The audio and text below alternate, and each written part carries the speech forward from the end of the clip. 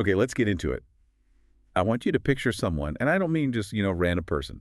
I want you to picture the kind of guy who has absolutely everything figured out. The 1% of the 1%. Exactly. The corner office, the accolades, the net worth that looks like a phone number, the person who walks into a room and the energy just, it shifts. Right. Everyone kind of straightens up a bit. The person everyone else is trying to be, or, at least the person everyone's trying to get a selfie with. Yes. He's got the uniform, the medals pinned to his chest. He has the ear of the president, or in this case, the king. He is a legitimate, bona fide national hero. But, and there is always a but in these stories, isn't there? Always. There's always a crack in the facade somewhere. He has a secret, a dark, terrifying secret that he's hiding under all that splendid armor and, I don't know, expensive tailored clothing. And that tension, that specific gap between the public splendor and the private misery, that is exactly where we're starting today. We're doing a deep dive into the story of Naaman. He was the commander of the Syrian army. This is one of those historical accounts that, honestly, it feels like it was written for HBO. You've got geopolitical tension, you've got espionage, miraculous healings, diplomatic crises. Oh, yeah. Greed, betrayal, it is all in there. It's a blockbuster. It is. But what makes this deep dive, I think, really special, and why I wanted to tackle this specific stack of research today, is the lens we're using. Right. We aren't just retelling the story from 2 Kings chapter 5. That would be, frankly, a little too simple. What we're doing is taking that ancient narrative and we're overlaying it with a kind of psychological and theological framework. One based on the parable of the sower from the New Testament. Exactly, from Matthew 13 and Luke 8. Which I have to admit, when I first read the show notes, I thought it was maybe a bit of a stretch. But when you get into the commentaries, it clicks. It fits perfectly. It really does. I mean, usually when people hear the story of Naaman, they think of it as this standalone miracle. It's the Sunday school story, The guy who dips in a river 7 times. The guy who dips in a river. It's treated as a simple lesson in obedience.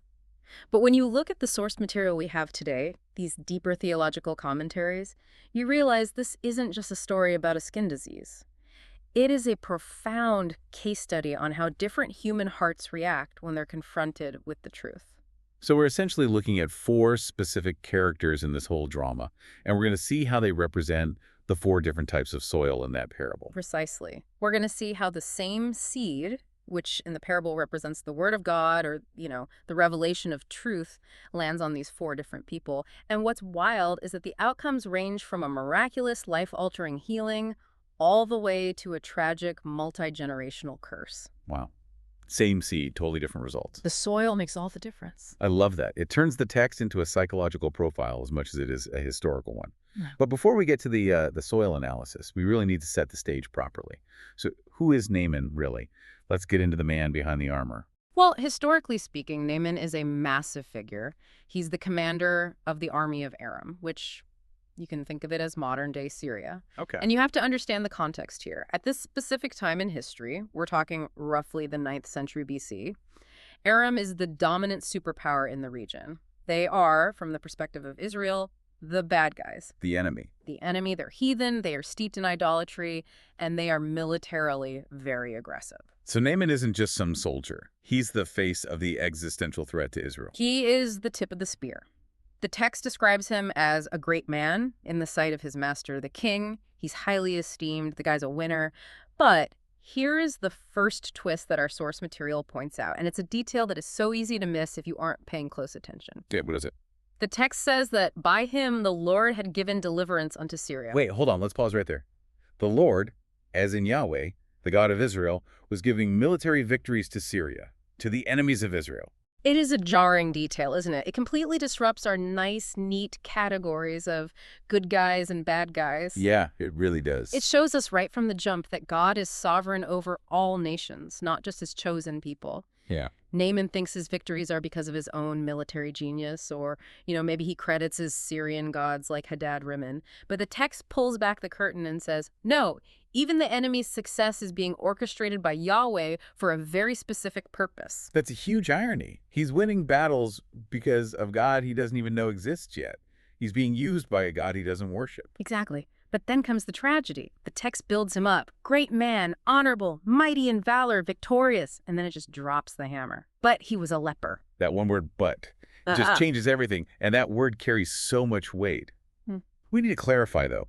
When the text says leprosy, are we talking about what we'd call Hansen's disease today? It's likely a broader term in the ancient Hebrew. It probably covered a range of infectious, degenerative skin diseases, but the social stigma, the outcome, was the same. It was a death sentence. It was a sentence, yeah. It was degenerative, it was disfiguring, and ultimately it was socially isolating. Now, Naaman is so high status that he isn't cast out of society entirely just yet. He's still commanding armies after all. But he knows what's coming. He knows where it ends. He represents death walking. Under all that armor, he's fallen apart. The source material uses this phrase that really stuck with me: misery concealed by splendor. That is such a powerful image. You can have all the medals, all the money, all the admiration of the king, and underneath it all, you are literally disintegrating. And that is the hook for the whole story. Because no amount of human power, no amount of Syrian gold, and no amount of strategic brilliance can fix this. He has hit a wall that human effort just cannot climb. He's at the end of his rope. Completely. The source notes that wisdom guards against the erroneous idea that the preservation of our lives is in our own hands. Naaman is learning that lesson the hard way. So you have this incredibly powerful man brought low by his own biology. And this desperation is what sets the whole incredible story in motion. And strangely enough, the catalyst for the solution. It doesn't come from the king or the priests or a general. It comes from the most unlikely person imaginable. Which brings us to our first section, the catalyst. We go from the mighty commander of the Syrian army to a little maid, a young girl. Let's talk about her. Because usually, in these ancient texts, nameless slave girls, they don't get speaking roles. They're invisible. No, they don't. And this is where the source material really helps us understand the sheer gravity of her situation. The context here is just brutal. The text mentions raiding parties or marauding companies. What does that mean exactly? These were basically Syrian commando units, and it's very likely they were under Naaman's overall command, that would cross a border into Israel, smash a village, steal livestock, and kidnap people to sell as slaves. So this wasn't some kind of migration. She was trafficked. She was taken, ripped away from her parents, her home, her culture, her language, and dragged back to Damascus to be a slave.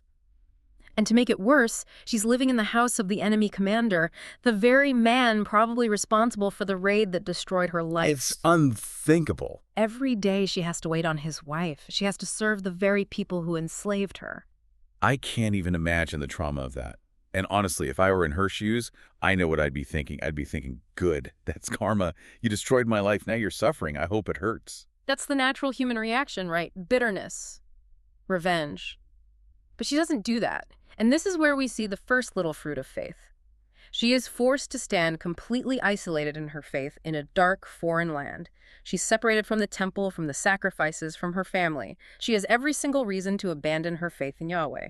After all, logically, didn't Yahweh let her get captured in the first place? Right. That is the conclusion most people would draw. My God failed me, so why on earth should I help you find him? But look at her interior condition versus her exterior circumstances, as one of the sources puts it. Externally, she's a slave. She has no power. Internally, she is free and she is confident in her God. So she sees Naaman suffering, and instead of bitterness, she offers hope. She actually speaks up. She speaks up to her mistress. She says, if only my master were in the presence of the prophet who is in Samaria, then he would cure him of his skin disease. That is an incredibly bold statement. She's essentially telling the wife of the second most powerful man in the world, hey, just so you know, your gods can't fix this, your doctors can't fix this, but the prophet back in my country, oh yeah, no problem. It is unbelievably bold. It puts the Syrian gods to shame right there in their own capital city. And notice her confidence. She doesn't say, maybe he could hear him or he might be able to help. She says, he would cure him. Total certainty. Total certainty. And the source notes that God uses this child to shame the whole nation of Israel. Here is a little girl, a captive, who has more faith in Yahweh's power than the actual king of Israel does, as we're about to see. It's the first seed being sown, a tiny little seed of truth. She drops this idea. There is a God in Israel and he acts. And the amazing part is Naaman listens, which I find fascinating. Why would a 5-star general listen to a slave girl? It proves he has hit rock bottom. That's the only explanation. Prideful, powerful men do not listen to slave girls unless they have exhausted every single other option. He's desperate. He is desperate. He realizes his money and his power are totally useless against this disease, so he grasps at this one tiny straw of hope offered by a child. So Naaman goes to his boss, the king of Aram, with this information. And this brings us to our second section, the diplomatic blunder. We're introducing two kings here, and honestly, neither of them comes off looking very competent. No, this is where the politics gets really messy. So Naaman goes to King Ben-Hadad II. Now let's get a quick profile on Ben-Hadad. He's a fierce, warlike king. He's devoted to the false god Hadad-Rimmon, the god of thunder and rain. So a tough guy. A very tough guy. And when Naaman tells him there's a potential cure in the enemy nation of Israel, Ben-Hadad doesn't think about faith. He doesn't think about healing. He thinks about power. He sees an angle. He's a politician through and through. He immediately turns a personal request for healing into a geopolitical maneuver. He says, "Go, I will send a letter to the king of Israel." Now notice, he doesn't send the letter to the prophet Elisha, who the girl actually mentioned by name. Right. He sends it to the king, to Jehoram. He sends it to the king. Why does that matter? I mean, why bypass the prophet? Because Ben-Hadad fundamentally misunderstands how Yahweh works. He thinks religion is just another department of the state. In Syria, the priests and the prophets, they work for the king. So he just assumes if there's a prophet with real power in Israel, surely the king of Israel owns him, surely the king commands him. He goes straight to top management. He goes straight to the top. And he doesn't just send a letter, he sends a massive bribe. I mean, a gift. Looking at the numbers here in the source material, it's staggering. Okay, break it down for us. It is an obscene amount of wealth. 10 talents of silver. Now, based on standard weights from that era, that is about 750 pounds of silver. Wow. Okay, that's a lot. Then you add 6,000 shekels of gold. That's another 150 pounds of solid gold. And on top of all that, 10 suits of royal clothing, which were incredibly valuable. I'm trying to do the math in my head. In today's value, that's millions and millions of dollars. Easily. It's a state-level fortune. He is literally trying to buy a miracle. Or, as the source suggests, he might be setting a trap, because the letter he sends is very, very blunt. It's not polite. What does it say? It basically reads, "This is a letter of introduction for my servant Naaman, whom I have sent to you to be cured of his skin disease." That sounds less like a request and more like a demand. Here is my guy. Fix him. Exactly. Yeah. And the source suggests Ben-Hadad might be creating a no-win situation for Israel. If the king of Israel somehow cures him, great Ben-Hadad gets his best general back. If he doesn't, well, Ben-Hadad has a perfect excuse to invade, claiming Israel disrespected him and his commander. It's a power play. Which brings us to the recipient of this terrifying letter, Jehoram, the king of Israel. Now, how does he react to this? He completely loses his composure. He tears his clothes, which in the ancient world is the ultimate sign of mourning or extreme distress. He panics. He panics and he cries out, "Am I God? Can I kill or restore life? Why does this man ask me to cure a man of his skin disease?" Okay, to be fair to Jehoram, it does look like a trap. If I got a letter from a hostile superpower demanding I cure a terminal illness, I'd be a little panicked too. Of course. But here is the tragedy of Jehoram and why he represents the rocky ground soil in our analogy. He is the king of God's chosen people. There is a prophet Elisha living in his kingdom, performing unbelievable miracles. Jehoram knows Elisha exists, and yet in his moment of crisis, does Jehoram think of God? Does he think of Elisha? No, he immediately thinks about himself. Am I God? Exactly. He has defected from God in his heart, as the source material says. He believes the leprosy is fatal and incurable because he is looking at it through a purely natural political lens, not a supernatural one. He represents a total and complete failure of faith. He just assumes the worst. He assumes the worst because he has no active living relationship with the God who grants victory. Yeah. He's forgotten who's really in charge. So you have Ben-Hadad, who represents the path. The seed doesn't even penetrate the hard ground of his political mind. He just sees a game. And then you have Jehoram, who receives the word but has no root, so he just crumbles into despair. It's an absolute disaster. War is looming. The king is ripping his royal robes. And then the camera shifts to a humble little house somewhere in Samaria. Elisha steps in. And I just love the contrast here. You have the king of Israel having a public meltdown in his palace, and Elisha is just calm, completely unbothered. He hears about the scene at the palace, and he sends a message to the king. And the message is just epic. He says, "Why did you tear your clothes? Send him to me so he may know there is a prophet in Israel." That is such a boss move. Stop the drama. Send him over here and notice the goal. So you may know there is a prophet in Israel. This isn't just about Naaman's skin. Elisha wants to establish a new altar to Yahweh right beside the idols of Aram. He's thinking bigger. So picture the scene now. This is section 3, the confrontation. Naaman leaves the palace and heads over to Elisha's house. And he doesn't just, pull up in a discreet sedan. He brings the whole motorcade. The whole 9 yards. Horses, chariots, servants, the gold, the silver. He parks this massive display of Syrian military and economic power right in front of the prophet's humble doorway. He is expecting the red carpet. He is expecting a show. He's thinking, I am the great Naaman, commander of the armies of Aram, and I have arrived. And what does he get? He gets a messenger. Elisha doesn't even come to the door. It is the ultimate snub. I mean, imagine a head of state visiting a dignitary, and the dignitary just sends his intern out to the driveway with a verbal message. Elisha stays inside. That's incredibly insulting. And the message itself isn't even grand or mystical. It is just, go and wash 7 times in the Jordan River and your skin will be restored. And Naaman absolutely loses it. The text says he went away in a boiling rage. And we need to really unpack why he is so angry. It isn't just the snub of Elisha not coming out. It's a violation of his entire worldview. The source material notes that he had some serious expectation versus reality issues going on. Oh, massively. Listen to what Naaman says in his anger. He says, I thought for sure he would come out, stand there, invoke the name of the Lord his God, wave his hand over the area, and cure the skin disease. He wanted magic. He wanted a wizard. He wanted a spectacle. He wanted a ritual that matched his dignity. He wanted the prophet to wave his hand, a big, dramatic, impressive gesture. He wanted to feel like he was the center of some grand cosmic event. But instead, he gets a simple, almost banal prescription.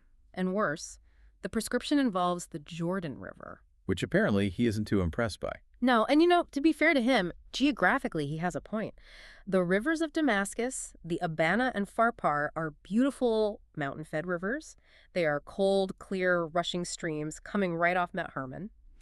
The Jordan River, on the other hand, especially in the south where he likely was, can be muddy, slow, and hot. So he's offended by the water quality. He's offended by everything. He says, aren't the rivers of Damascus better than any of the waters of Israel? Could I not just wash in them and be healed? So the core issue here isn't really about the mud or the temperature of the water. It is his pride. You nailed it. The source emphasizes this so heavily. Man is not the cure for himself. Naaman wants a cure that accords with his status, with his dignity. He has erected his own standards for how God should work. He feels foolish. He feels like he's being mocked. And because of that wounded pride, he is ready to turn his whole chariot around, drive all the way back to Syria, and die a leper. That is terrifying when you stop and think about it. He is literally choosing death over humiliation. He would rather keep his leprosy than lose his dignity. That is the nature of pride. It blinds us completely. He is so offended by the simplicity of the cure that he almost misses the miracle. It's a classic spiritual hurdle. We want to do something great for God. We hate being told to just receive something from God. But luckily for Naaman, he has some good people around him. And this is another instance in the story where the little people save the day. This is section 4, the turning point. His servants approach him. Again, notice the pattern. The king fails. The commander fails. But the slave girl and now the servants, they have the wisdom. His servants approach him, and I love how the source describes this. They approach him tenderly, like a father speaking to an angry child. They basically talk him off the ledge. And their logic is absolutely flawless. They say, Master, if the prophet had told you to do some great, difficult task like, I don't know, climb a mountain or fight a dragon or pay 1,000,000 talents of silver, you would have done it, right? Of course he would have, because that would have allowed him to earn his cure. It would have been heroic. It would have been a story he could tell. Naaman conquers leprosy. Exactly. We love to be the hero of our own salvation story. If the cure requires our strength, our bravery, our money, we're all in. But this cure required submission, wash and be clean. It's too simple. It requires absolutely nothing from him but obedience. It strips him of his great man status, and it treats him just like anyone else who needs washing. So he listens. He swallows his pride. This is the moment of self-humiliation. He goes down to the muddy Jordan River, and you have to just imagine that scene. He has to take off the royal armor. He has to take off the fine linen robes. He has to expose the rotting, diseased skin to his servants and to the world. He steps into the mud, and he dips. Once. He comes up, probably checks his skin. Nothing happens. Still leprous. Twice. 3 times. 4. 5. 6 times. Now he's just wet. He's muddy. He probably looks ridiculous. And he still has leprosy. This is the test of faith. It isn't about the magical properties of the water, it is about the specific word of the prophet. 7 times, not 6.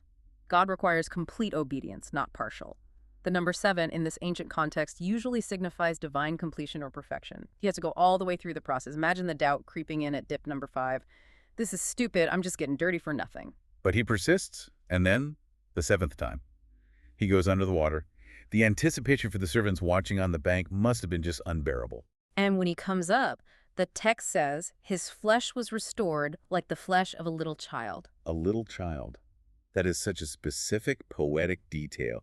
It isn't just healed to look like a 50-year-old man's skin. Yeah. It is completely reborn. It connects back to the little maid, doesn't it? And it points forward to Jesus' teaching later in the New Testament about how you have to become like a child to enter the kingdom. He had to become humble, dependent, trusting like a child to be healed. And the source notes that he is healed of both physical and spiritual leprosy. This wasn't just a dermatology appointment. This was a conversion. So he goes back to Elisha's house. And this time, she doesn't wait in the chariot. He stands before the prophet, and his declaration is absolute.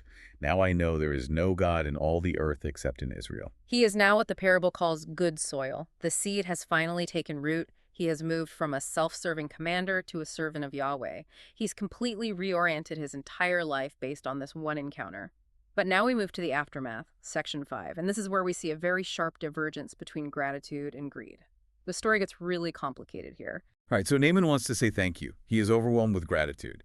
And he offers the gifts, the millions of dollars in gold and silver, to Elisha. He says, please accept a gift from your servant. He's basically handing him a blank check. And Elisha refuses, point blank. As certainly as the Lord lives, whom I serve, I will take nothing from you. He is absolutely adamant. Why? Why does Elisha refuse? I mean, that is a lot of money. The School of the Prophets could have used an endowment fund. They could have built a new dormitory. They could have funded missions for years. It's tempting, right? It's the practical thing to do. But Elisha understands the spiritual gravity of the moment. He needs to show Naaman, this brand new believer, that Yahweh's grace cannot be bought. Ah, I see. The pagan gods of Syria were transactional. You pay the priest, you get the blessing. It was a business. Religion was an economy. Elisha has to distinguish himself and his God from all the false prophets who line their pockets. He wants Naaman to leave knowing that God is a giver, not a taker. The miracle was free because grace is free. If he takes the money, Naaman goes home thinking he paid for the cure. That is a crucial theological distinction to make. Naaman needs to understand grace, not commerce. But then Naaman makes a really weird request. And I need you to explain this because on the surface it sounds completely crazy. He asks for dirt. He says, please, let your servant be given a load of dirt, enough for a pair of mules to carry. Okay, why does he want 2 mules worth of dirt? Is he starting a garden back in Damascus? Is he some kind of weird souvenir collector? It goes back to the ancient worldview. They believed that gods were, for the most part, territorial. They believed a god's power was tied to the land where they were worshipped. So Yahweh was the God of Israel's land. Exactly. Naaman is now convinced that Yahweh is the only true God, but he has to go back home to pagan Syria, so he wants to take a piece of holy ground back to Damascus with him. The idea is that he plans to spread that Israeli dirt out in a house and stand or kneel on it when he prays to Yahweh. So he can be in Syria physically, but standing on Israel spiritually. That's a perfect way to put it. It shows his deep commitment. He vows he will never sacrifice to other gods again. He is literally building a sanctuary, a little piece of Israel, in the heart of enemy territory. It's actually quite profound. He's creating a portable holy land for himself. And he also asked for permission for a specific ethical dilemma he knows he's going to face. Right, this is a very real-world problem for him. He mentions having to bow in the temple of Rimmon. He says, when my master, the king, goes into the temple of Rimmon to worship, he leans on my arm for support, and I have to bow down too. He's asking, is it okay if I am physically bowing because it is my job description, as long as my heart belongs to Yahweh? He is asking for forgiveness in advance. It's a very nuanced, ethical spot to be in. He's the king's right-hand man. He can't just quit his job without causing a massive international incident. And Elisha's response is so full of wisdom and grace. He just says, go in peace. He doesn't burden this new believer with a strict set of impossible rules immediately. He sees Naaman's heart. He trusts that Naaman's conscience, which is now guided by gratitude to God, will figure it out. It's a beautiful moment of a new believer trying to figure out how to live in a pagan world. But while Naaman is driving away with his 2 mules full of dirt in his clean skin, Someone else is watching, and he is not happy about Elisha refusing all that money. Enter Gehazi. Gehazi, he is Elisha's servant, his apprentice. He's the guy who has been training under the greatest prophet in the world. He has seen the miracles. He saw the healing of Naaman. And what is he thinking in this moment? He is thinking, my master is a fool. He actually says to himself, look, my master did not accept what the Syrian Naaman offered him. He let him off the hook. Gehazi is looking at that gold and silver, and the entitlement just kicks in. He thinks, we deserve that. I deserve that. We did the work. We should get the pay. So he decides to take matters into his own hands. He says, as the Lord lives, I will run after him and get something from him. And notice the irony there. He uses the exact same holy oath Elisha used, as the Lord lives, but Elisha used it to refuse the money, and Gehazi uses it to justify his greed. He takes the Lord's name in vain to pursue wealth. He's trying to sanctify his own sin. He chases down the chariot, and this next part is heartbreaking. Naaman sees him running and gets down from his chariot to meet him. The source says this is a clear sign of Naaman's new humility. The great commander is hopping out to greet a mere servant. He asks, is everything all right? And Gehazi looks him right in the eye and he lies. He spins a complete and total fabrication. He says, oh, everything is fine. But my master changed his mind. 2 visitors just arrived from the hill country of Ephraim, a couple of poor prophets, and we need a talent of silver and 2 suits of clothes for them. It is such a petty, calculated lie. He asks for a talent, which is still a lot, about 75 pounds of silver, but it's a fraction of what Naaman originally offered. He thinks he's being clever by asking for a modest amount. And Naaman, in his newfound joy and gratitude, is so generous. He says, please accept 2 talents. He practically forces the money on him. He is happy to give. He packs it up, even has his own servants carry it back for Gehazi. Gehazi takes the loot, sneaks it into the house, hides it, sends Naaman's men away, and then just acts like nothing happened. He just walks in to stand before Elisha, just another day at the office. Hey, boss, just tidying up. Which brings us to section 6, the judgment. Elisha is there, and he asks a simple, devastating question. Where have you been, Gehazi? It's the kind of question a parent asks when they already know the answer. Exactly. It's a chance to confess. It's a final opportunity for grace. If he had just said, I messed up, master, I was greedy, I took the money, maybe things would have been different. But Gehazi doubles down, he lies again. Your servant hasn't been anywhere. And then the boom drops. Elisha reveals his spiritual sight. He says, was not my spirit there with you when the man turned and got down from his chariot to meet you? He saw it. God showed him everything. The lie just dissolves instantly. There's nowhere to hide. And then Elisha exposes Gehazi's heart.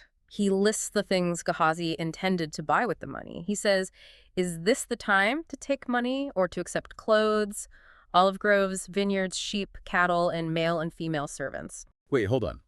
Gehazi only took silver and 2 suits of clothes. Why is Elisha listing vineyards and sheep and servants? That stuff wasn't in the bags. Because that is what Gehazi was dreaming about. That silver was just the seed money for his new life. He was planning to buy an estate. He was planning to retire. He was planning to be a rich man. He was letting the deceitfulness of wealth choke out his calling. He was looking for an exit strategy from his service to God. He wanted to set herself up as a gentleman farmer. And the judgment is swift and terrifying. Elisha says, therefore Naaman's skin disease will afflict you and your descendants forever. And instantly. The text says Gehazi went out from his presence, a leper, white as snow. The irony is just crushing. Naaman, the Gentile enemy, comes with leprosy and leaves with faith and clean skin. Gehazi, the Israelite insider, the servant of the prophet, starts with health and privilege, and he ends up a leper. They basically swap places. He traded his spiritual inheritance for 2 bags of silver and a couple of nice outfits. He joined the ranks of men like Eli and Saul men, who were called by God but forfeited their inheritance because they honored themselves more than they honored God. He could have been the next Elisha. He was in line to be the next great prophet of Israel. Instead, he becomes a cautionary tale, a leper cast out of the presence of the prophet forever. It really is a tragedy. It's almost Shakespearean in its scope. So, bringing this all together now in our final section, section 7, we have the framework of the parable of the sower. Let's map these characters out explicitly so we can see the full picture, because this is where the source material says the real lesson of the story lies. Okay, let's look at the 4 soils from the parable and see how they correspond to our 4 main characters. The parable of the sower, as a refresher, describes 4 ways people receive the truth. Okay, first we have the path, the hard-packed ground. The seed falls on the path. The ground is hard as a rock, and the birds come and eat it immediately. It never even begins to penetrate. That represents Ben-Hadad, the king of Syria. He received the word. He knew healing was possible in Israel, but he immediately turned it into a political tool for conflict. The devil, or, his own pride and aggression, just snatched the truth away instantly. He never really heard it, he just used it. He remained hard and impenetrable. The miracle was just a line item on a diplomatic memo to him. Okay, that makes sense. Then we have the rocky ground. That is King Jehoram of Israel. The seed lands, and maybe there's a little sprout of belief. He acknowledges that a higher power exists, but there's no root. There's no depth. So when the sun comes up, the scorching heat of that threatening letter from Syria, he withers instantly. He panics. He says, "Am I God?" He has no depth of faith to draw on in a crisis. He just falls away immediately into despair. He represents the fair weather believer who collapses under the slightest pressure because they have no real personal history with God. And then the third soil, the thorns. This is Gehazi, and this one, the sources argue, is the most dangerous, especially for people who are already inside the church or in religious circles. The seed was there, it was growing, he lived with the prophet, he heard the word of God daily, he saw the miracles up close. But the thorns, which Jesus defines as the worries of this life and the deceitfulness of wealth, they grew up alongside the word and choked it out. He wanted the world more than he wanted the mission. Exactly. The source says he put his missionary commission at risk for money. And so the word became unfruitful in him. He got the money, but he lost his soul. The thorns won. And finally, the unlikely hero, the good soil. Naaman, the pagan, the enemy, the leper, the guy who, by all rights, shouldn't have been the hero of this story. But look at his trajectory. He hears the word, he struggles with it initially, he has to break up the hard soil of his own pride. But once he submits, once he humbles himself, he receives it deeply. He holds it fast with an honest heart. And he bears fruit. He declares there is no God in all the earth except in Israel. He goes back to Syria as a worshiper. He is fundamentally changed. The seed produced 100-fold harvest in him. And we shouldn't forget the little maid. She is certainly good soil too, right? Bearing fruit even while she's in captivity. Absolutely. She is both the sower and the good soil. She's the one who initiates the whole thing. She proves that you don't need to be powerful or prominent to be fruitful. You just need to be faithful. She sowed one tiny seed that eventually saved the commander of the entire Syrian army. It is such a powerful reversal of expectations. The people who should have been the good soil, the king of Israel, the prophet's own servant, they turn out to be rocks and thorns. And the people who should have been the bad soil, the Syrian commander, the enslaved girl, they were the ones who produced the harvest. And that leads to the core takeaway that the source material really emphasizes. There is no substitute for the Lord. Israel as a nation was losing her missionary commission because her own people weren't faithful.